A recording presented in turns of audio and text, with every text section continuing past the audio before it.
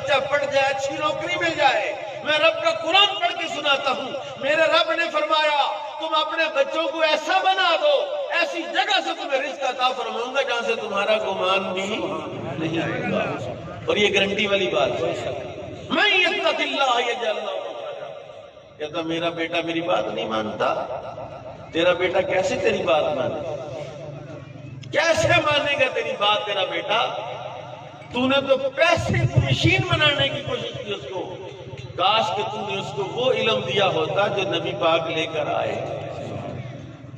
اور آج بھی دنیا اس جگہ پر پہنچ گئی ہے، لاک ڈاؤن نے سارے کچے چکے کھول کے رکھ دیے باہر۔ سمجھ آ گئی ہے کہ 20 سال 10 سال 5 سال 7 سال جس بچے کو اتنا خرچہ کر کے پڑھایا وہ 4 مہینے میں سب کچھ صاف ہو گیا۔ سمجھتے تھے بچے کے پاس ٹائم ہی نہیں تھا، باپ کے پاس بیٹے کے لیے ٹائم نہیں، بیٹے کے پاس باپ کے لیے ٹائم نہیں۔ صبح اسکول جانا، کالج جانا ہے، اکیڈمی جانا ہے، ٹیوشن جانا ہے، وہ کام کرنا ہے، یہ کام کرنا ہے۔ شام کو باپ کہیں آ کے بیٹے کا منہ دیکھتا وہ سویا ہوا ہے، پھر جب صبح ہوتی پھر بیٹا ادھر باپ ادھر، بیٹا ادھر باپ ادھر۔ 4 مہینے اللہ نے سب کو ایک جگہ جمع کر دیا۔ اب مات آئی ہوئے انہوں نے پلے شاید کوئی نہیں، ان کو تو باپ کی قدر نہیں ہے۔ میرے کریم آقا نے باپ کی قدر بتائی ہے۔ حضور نے فرمایا جس نے اپنے باپ کے چہرے پہ، یہ میں رانا مختار صاحب کے اصالِ ثواب کے لیے بات کر رہا ہوں، جس نے اپنے باپ کے چہرے پر مسکراہٹ لے آیا، کیا لے آیا؟ گدگدی کی۔ ابا جی ہنس پڑے، جی پاؤں کو تیل لگا رہا تھا، پنڈلیوں کو تیل لگا رہا تھا، ایسی گدگدی کی، ابا ہنس پڑا۔ کوئی بات سنائی تو باپ ہنس پڑا، کوئی لطیفہ سنایا تو باپ کو ہنسا دیا، اس کے چہرے پر مسکراہٹ آ گئی۔ میرے کریم آقا نے فرمایا اللہ اس کو میدان جہاد میں لڑنے کا ثواب عطا فرمائے گا۔ ایک مرتبہ بے کو ہنسایا، ایک مرتبہ، 2 مرتبہ ہنسایا تو 2 مرتبہ کا جہاد، 3 مرتبہ ہنسایا 3 مرتبہ کا جہاد کا ثواب۔ وما قدر اللہ کا قدر ہی، اور تم نے باپ کی اتنی قدر ہی نہیں کی جتنی قدر کرنے کا حق تھا۔ ماں کی میں بات عرض کروں، میں نے یہ واقعہ جس دن کا سنا ہو، میرا دل کرتا میں ہر بندے کو سناؤں یہ بات، ہر بندے کو یہ بات سنو، ذرا غور سے سننا میری بات۔ ایک عورت بیوہ ہو گئی، اس کا ایک بچہ تھا چھوٹا سا، اس نے فیصلہ کیا کہ میں نے دوسری شادی نہیں کرنی، اپنے اس بچے کو پڑھانا، ساری زندگی اس کے لیے وقف کرنی ہے۔ بڑی مائیں ہیں جنہوں نے اپنی زندگی اپنے بچوں کے لیے وقف کر دی، وقف کر دی، بچے کو پڑھایا، بچہ ماشاءاللہ DPO ہو گیا، کامیاب ہو گیا بچہ۔ ماں بوڑھی ہو گئی، کام کر کر کے لوگوں کے گھروں میں کپڑے سلائی کر کر کے، ایسے بھی اس نے محنت کر کے اس کو پڑھا لیا۔ بچہ جب کامیاب ہو گیا، اس کی اعلیٰ خاندان میں بڑے گھر میں شادی کی، رشتہ بھی اچھا مل جاتا، رشتے والے تو ڈھونڈتے، اللہ پر اعتماد نہیں ہے بیٹیوں والوں کو، حالانکہ اللہ پر بھروسہ ہونا چاہیے۔ بیٹیاں والے کیا کہتے ہیں کہ مفتی صاحب دعا کرو کوئی اچھا رشتہ ہو جائے۔ کوئی اچھا رشتہ کیا ہوتا ہے؟ جن کے پاس مال ہو، گاڑی ہو، گھر ہو۔ میں رب کا قرآن سنو، میرا رب کہتے ہیں وَأَنكِحُوا الْأَيَامَ مِنكُمْ وَالصَّالِحِينَ مِنْ عِبَادِكُمْ وَإِمَائِكُمْ يَكُونُوا فُقَرَاءَ يُغْنِيهِمُ اللَّهُ مِنْ فَضْلِهِ۔ تم اپنے بیٹے بیٹیوں کا نکاح کرو، اگر وہ فقیر ہوں گے تو اللہ اپنے فضل سے انہیں غنی فرما دے گا۔ یہ پچھلے مہینے کی بات ہے، ایک بچہ آیا یہاں، نیو یارک رہتا تھا، وہ چاچے والی کا تھا، یہاں آیا، اس نے شادی کی، وہاں ٹرک چلاتا تھا، تو شادی کر کے واپس گیا، سردار کا ٹرک تھا، سننا ذرا شادی کی برکت کیا ہوتی ہے۔ سردار سے کہا سردار جی میں اپنی گڈی لب رہے ہیں۔ سردار نے کہا یار تو گڈی نہ لے، اب میری گڈی لے لے، تو پیسے کما کے دے، پیسے کما کے۔ میں نے پوچھا ہوئے دیل یہ کیسے، یہ تیری اپنی کمپنی کیسے بن گئی، اپنی گاڑی کیسے بن گئی؟ اس نے کہا جناب سمجھ نہیں آئی۔ میں نے کہا یہ اللہ کا قرآن صادق آیا ہے، اللہ کے قرآن کا جو مصداق ہے وہ ظاہر ہوا ہے۔